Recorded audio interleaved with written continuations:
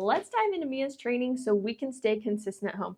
We're going to start by going over her training equipment, her collars, when to use them, how to use them, and when to reward and what to reward with. So let's dive into her prong collar. We are going to have Mia wear this anytime we have her on a leash. Now in the beginning, for example, when guests first start coming over again, we want to make sure that we have her on a leash so we can help her understand the boundaries in a new setting. So sometimes some leash guidance is going to be helpful to her so that she can understand, oh, okay, the rules are also here at home, not just at the training facility. So how to put this on and take it off.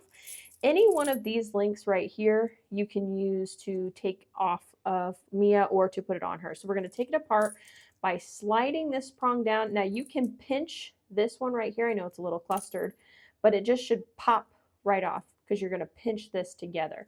Same thing when you put it together, you are pinching and applying it there. You don't want to try and shove it down or shove it through like this. It won't work. We want to make sure, or if you do it like this, it's just leaving room for disaster. So you want to make sure that we take the link and pinch it. We also have a little thing up here that will make this a clasp, but it's a little bit extra, but we can go over that when we talk about her exit class or when we talk in her exit class. So how to use this. The leash is going to attach to the D-ring. It's the one that swivels. So your leash is going to be attached right here. So for example, let's talk about the command heel. Heel means walk next to us on a nice loose leash. That way she is looking at our guidance and we're going for a nice calm walk at our pace. If she decides to walk ahead, that's no longer the heel. We're going to tell her no, pop and release the leash in a quick pop fashion, and then remind her to do the command heel by just repeating the command. Then when she is doing a good job, we want to make sure that we acknowledge that, we praise her and give her treats when she is following the command. So for example, you'll see out in public, sometimes she eats treats, sometimes she doesn't. That's fine. We're still going to offer them.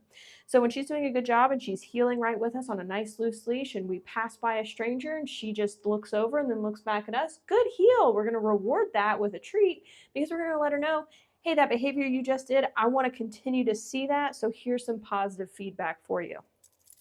And then, of course, any behavior we don't want to see, we give the negative feedback, which is a no, pop and release, and then we keep the command going and we move on. Easy peasy.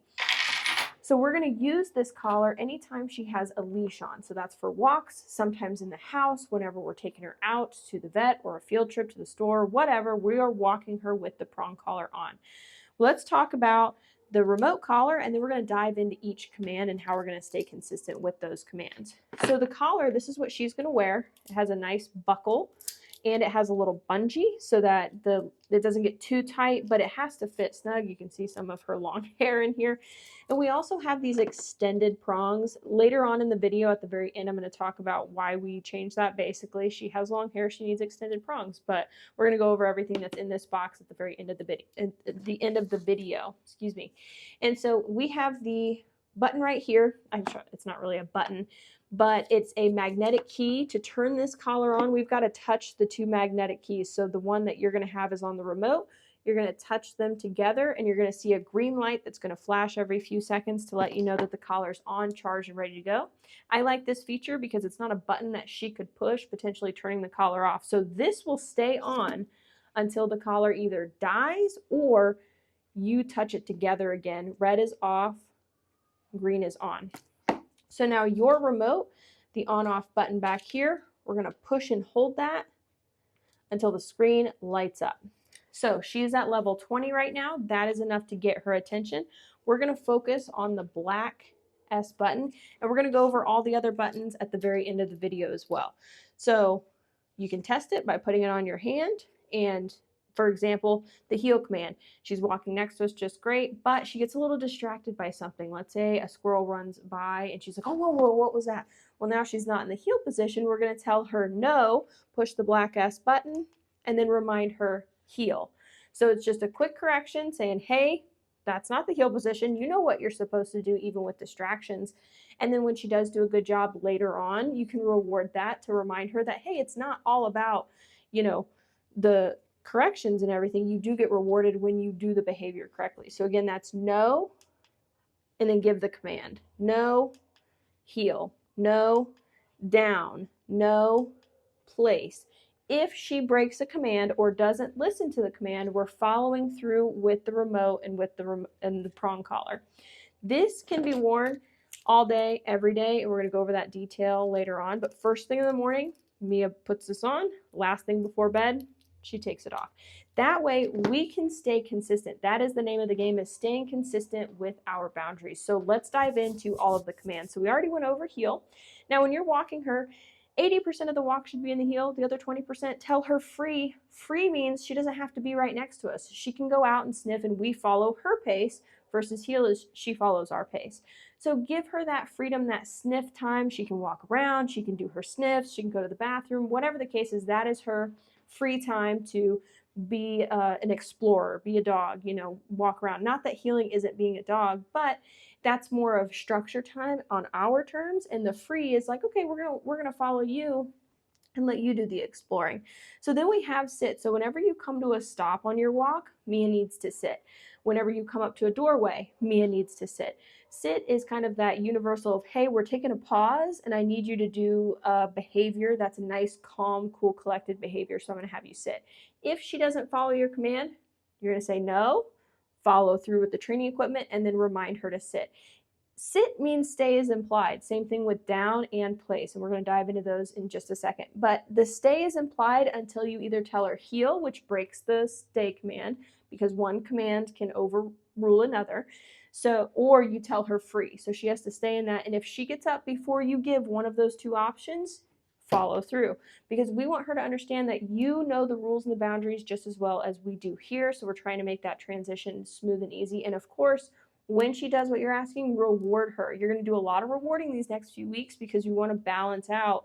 The boundaries are now, you know, more strict. We have higher expectations, but we're also going to reward for those expectations. So perfect, sit. And then we have down. So down is a bit of a longer duration stay, like you saw in the lobby. She lays down, people pass by, walk around, do our thing. She has to stay until we say free. Now with down in place, we never release from a distance. So I'm never going to put her in a down 10 and walk 10 feet away and then call her to me. No, I always go back to her, tell her she did a good job, reward, and then tell her free. Same thing with place. If she gets up, follow through. If she stays, reward low, because we want the reward to meet her instead of her getting out to meet the reward. So make sure with the down in the place, you always reward lower or on the bed or on the ground. And then again, free to release. So place is the most popular command that I want you to use, or the most common command that you're going to use in the house, especially when people come over. But it's also great practice for, like, example, when you're watching TV, she needs to be on place so she's not barking at the TV. Because the rules of place are keep all four paws within the boundary. So for example, this is an elevated place bed. If she steps off, no, follow through with the remote collar and or the leash in the beginning. She gets back on, great. We don't reward immediately after a mistake, but we can wait a little bit and she does a good job. Like, let's say, for example, she barked at a dog on the TV. Well, if we can, rewind it. So she gets off, she gets the correction, she gets back on, rewind it, she sees the dog again, she stays, then she can get a reward. So she's learning from her mistake what to do instead versus just getting corrected for it. So same thing, we have to go up to her, tell her she did a good job, and then tell her free. We do not free from a distance. We don't call her to come to us from a distance. The come command is something separate, which we're about to talk about. So whenever people come over, we're going to have her on place. Your guests can walk in. If she barks or anything, follow through with the training equipment. No, follow through, place. And then when she's quiet and relaxed, they can give her treats. If they're comfortable, they can walk right up and drop the treat on the bed. Or if they're not super comfortable, they're a little nervous just because she's a black dog. Not that she's aggressive or scary, but some people are, a little nervous around shepherds. They can toss a treat, land it on the bed, and then she gets a positive interaction with them and they don't feel as intimidated. So that's kind of a win-win for everybody when guests come over. Then we have come when called. So that you're going to practice either in a fenced-in area or with a 30 to 50-foot leash in case she doesn't listen and you're not in a fenced-in area. You can always reel her back in, but you're going to tell her free. That is her time to explore and run around. When you need her to come to you, you're going to say, Mia, come, or just come. You're going to praise as she runs to you, and then sometimes she gets excited and passes by a couple of feet, but as long as she comes right back, great, have her sit and reward. We're going to always reward this command because we want that positive history, that reward history of coming back to us. which means she just gets a positive association with coming into our space over and over and over again. So make sure to always reward this command. You want to reward the other ones too, but this one's especially important because it could be the difference between her running into a road and her coming back to us. We want to make sure she understands that if you come to us, positive things happen. If you ignore us, we're going to follow through 100% of the time. So if you call her and she's like, no, I want to keep sniffing this grass, no, follow through, call her again. When she comes to you, it's still a reward because we want that positive experience coming into our space. So the other ones, right after a correction, any other command, you don't reward immediately because you don't want her to go, oh, I know this game. If I mess up, but then fix it, I get a treat. No, that's not how it works. You need to get it right the first time. This is the exception. So definitely practice that often and make sure safety's in mind first. If you're not in a fenced-in area, have a 30 to 50 foot long leash on her. Then we have the command leave it. Leave it just means don't grab that if I drop it. So practice with dog-friendly foods first, like hot dogs, chicken, cheese. We drop it on the floor, we tell her leave it. She leaves it, great, we can reward that. And then me personally, I let her get the treat just for training purposes, but in reality, I would suggest not ever letting her eat off of the ground because you never know if you accidentally drop pills. Some human pills are very toxic to dogs. So we want to make sure that she just assumes anything on the floor I don't get to get. So practice that in the kitchen, practice it in the bathroom, practice that in areas where something could be dropped that she needs to avoid. So those are her commands in a nutshell. We want to make sure that we reinforce the behavior we want to continue to see with positive, either praise, petting, or treats, for sure treats. And then we want to decrease the rate of unwanted behavior by following through with our training equipment. So basically have fun, stay consistent. And now I'm going to show you Mia's commands in action.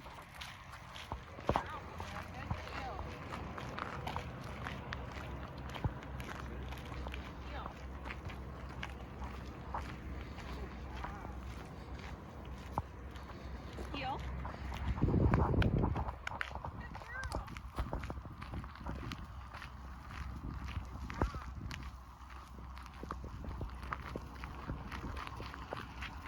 Heel. Mia.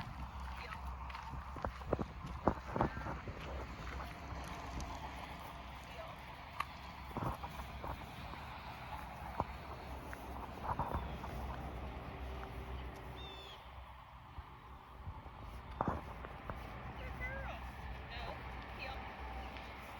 Sit. Heel.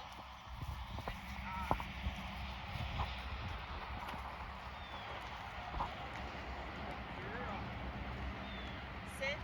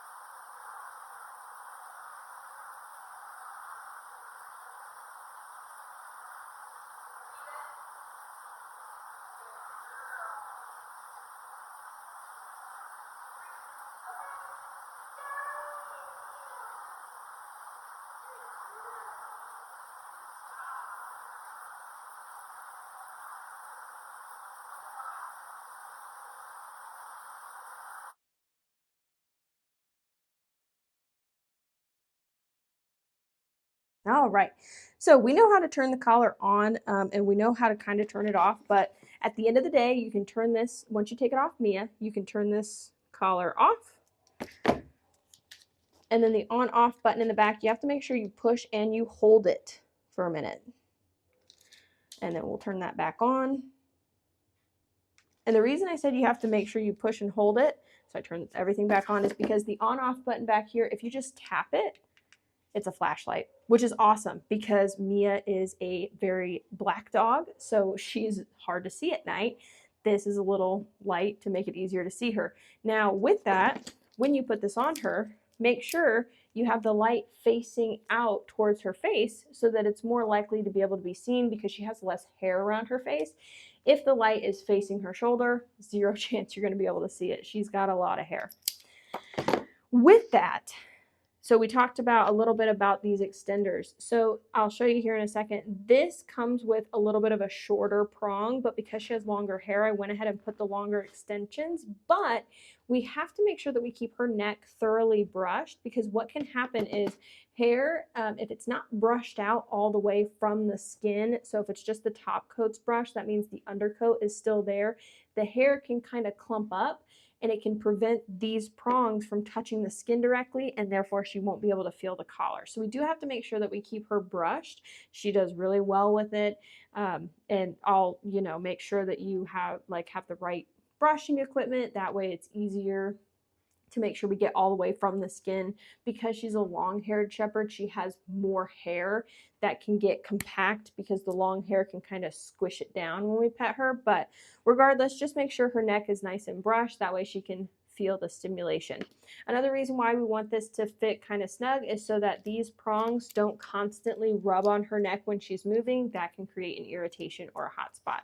We also want to make sure this is waterproof, so she can get wet while she's wearing it. However, you want to make sure that you take it off so that her skin can breathe and dry, because if you leave it on and there's moisture, it can build up a bacteria, which could lead to a hot spot. So we want to make sure we try to avoid that by taking it off if she goes swimming or something like that, but then you can put it on a few hours later once she's dry. She can wear it while wet though. She can wear it while swimming. All right, let's go over the other features of the remote collar. So we have the T button over here. That is the tone or the vibrate. Right now it's set to the vibrate setting, which means if you push it, it's going to stimulate. It is a vibrate, so it's not really a correction. It's just kind of a hey, hey. So you don't want to use that all the time, because then Mia's going to go, okay, so I don't really have any consequences for not listening, so I'm going to go ahead and go back to breaking the rules and doing my own thing. We don't want that, right? We want her to follow our rules, so we want to make sure that we follow through with the black S button versus the T button here. Now, the red S button is the boost feature. This is for emergencies only if you absolutely need it. It is going to increase the level, if I show you here, by 20. So it is going to stimulate at level 40. What that means is, or when would you use that? When her adrenaline is pumping. So for example, you're practicing recall, you don't have a leash on, and she sees something. It's halfway fenced in, but there's an opening in the fence, and she starts taking off towards that opening, towards an open road, because she sees something interesting, a squirrel or something. Her adrenaline's up here. Level 20 is only going to match right here. So we need that boost to match her intense level, match her adrenaline, and snap her out of it. We have not needed this for Mia, but you have it just in case you need it. Another thing I want to talk about on the back here is this M/C button. It stands for momentary and continuous. So even if I push and hold the black S button or the red S button, either one, it only stimulates that 1 second. So you can see it's just that 1 tap. The moment, or the continuous, we used in the beginning at a much lower level to introduce what the collar meant to Mia. Let's talk about her level potentially changing. So as dogs get better at training, sometimes their level needs to go down, or sometimes it needs to go up depending on how the distractions are impacting her training. So if you take her to a place and you're noticing you're having to, push this a lot, check 2 things. 1, make sure this is on. 2, make sure it's fitting properly. And then if those things are both true, it's on and fitted correctly, then maybe we need to up the level because the distraction outweighs the feeling of this. So again, the adrenaline thing. How to do that. This is locked right now. So to unlock it, you're going to push down on the top here.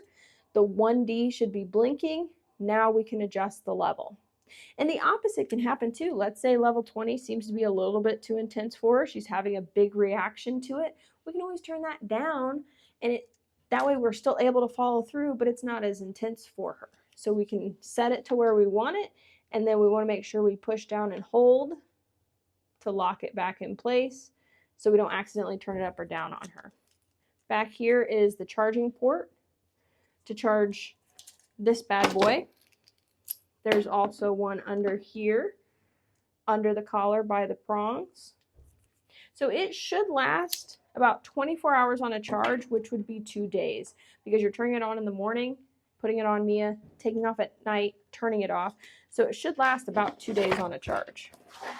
But in this box here, we have the charger that can do both at the same time. We have an extra strap that's just a belt buckle. It doesn't have the bungee or the quick buckle.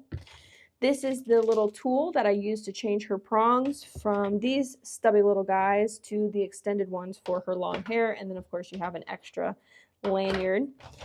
Here, the instructions, and this does have a 2-year warranty. Oh my gosh, why can't I pick this up? So all of the instructions are in this manual.